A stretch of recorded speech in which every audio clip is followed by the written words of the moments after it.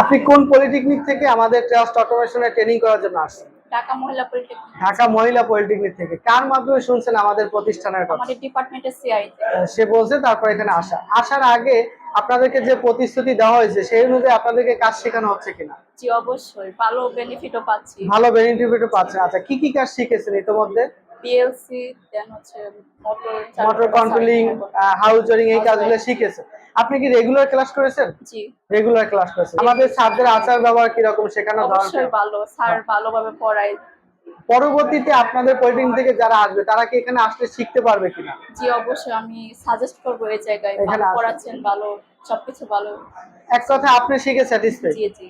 আপনারা তো শুনলেন যে ঢাকা মহিলা পলিটেকনিক স্টুডেন্ট তারা আমাদের ট্রাস্ট অটোমেশনে ইন্ডাস্ট্রিয়াল ট্রেনিং এর জন্য আসছে।